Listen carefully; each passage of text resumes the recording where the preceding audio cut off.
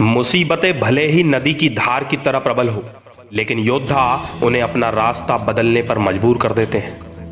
आज हम बात करेंगे एक ऐसे योद्धा की जिसने 80 साल की उम्र में 1857 के क्रांतिकारियों का पूरा साथ देकर उनके गोरिल्ला युद्ध का नेतृत्व किया, जिस पर ब्रिटिश सरकार ने 25,000 का इनाम घोषित किया, जिसने कई जिलों में घूम घूम कर अंग्रेजों के छक्के छुड़ाए। वह योद्धा है वीर कुंवर सिंह। 1857 की क्रांति के इतिहास में जगदीशपुर के जमींदार वीर कुंवर सिंह का नाम विशेष रूप से दर्ज है। वह न राजा थे न ही नवाब, लेकिन उनकी जमींदारी का रुतबा राजाओं और नवाबों से कम नहीं था। जगदीशपुर बिहार राज्य में पड़ता है। उनकी जमींदारी इतनी लंबी चौड़ी थी कि कई राजाओं के राज्य उसमें समा जाते थे। कुंवर सिंह के बारे में प्रचलित है कि वह उदार प्रकृति के जमींदार थे। जन कल्याण के कार्यों में जहां वे मंदिरों के निर्माण के लिए खुले हाथों से धन लगाते थे, वहीं मस्जिदों के लिए भी दिल खोलकर चंदा देते थे। अंग्रेजों की राज्य हड़प नीति और दोरंगी चाल, कूट डालो और राज करो को वह अच्छी तरह समझते थे। यही वजह थी कि उन्होंने विदेशी हुक्मरानों से जंग लड़कर देश को आजाद कराने की ठानी। देश की आजादी के लिए क्रांतिकारी विचारधारा उनमें थी। यही वजह थी कि बिहार के दानापुर छावनी के सैनिक जब खुली बगावत करते हुए आगे बढ़े तो कुंवर सिंह ने जगदीशपुर में उनका स्वागत किया। वे जमींदार थे, इसलिए उनके पास अपनी कोई फौज नहीं थी, पर उन्होंने बागी फौज को नेतृत्व दिया। वे जगदीशपुर के जंगलों में फौज ले जाकर उन्हें गोरिल्ला युद्ध का अभ्यास कराने लगे। अंग्रेजी सेना के साथ खुले मैदान की लड़ाई में अंग्रेजों के तोपखानों के सामने ठहरना नामुमकिन बात थी, इसलिए गोरिल्ला या छापामार लड़ाई ही श्रेष्ठ करती। इस तरह क्रांतिकारियों को गोरिल्ला युद्ध का नेतृत्व देकर उन्होंने आरा, बीबीगंज तथा दुलोर में अंग्रेजों से जमकर लोहा लिया।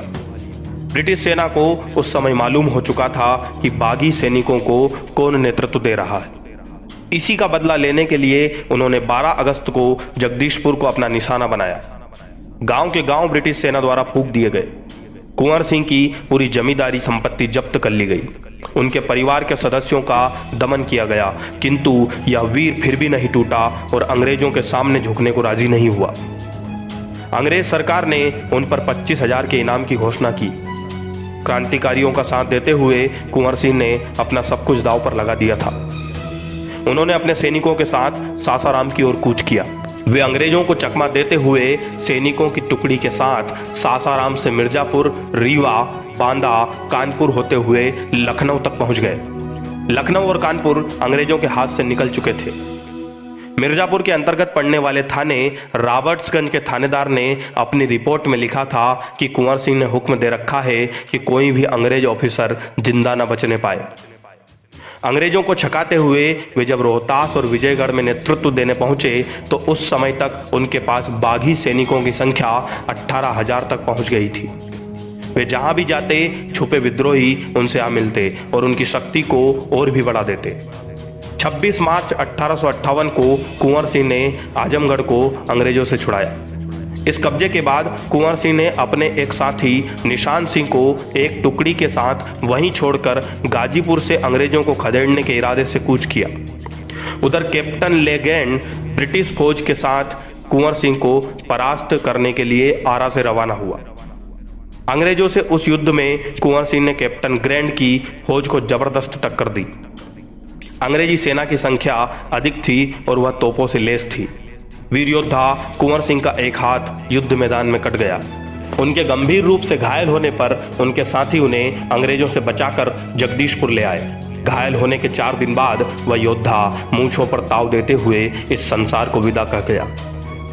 भारत माता की आजादी का प्रण लेकर उठे जुझारू 80 वर्षीय योद्धा ने क्रांति से प्रभावित आधे से अधिक हिस्सों को अपना नेतृत्व दिया तथा जननी जन्मभूमि की रक्षा के लिए हंसते हंसते प्राणोत्सर्ग कर दिया, पर आखिरी सांस तक अंग्रेजों के हाथ नहीं आए। उन पर अंग्रेजों द्वारा घोषित 25,000 का इनाम एक सरकारी घोषणा बनकर रह गया।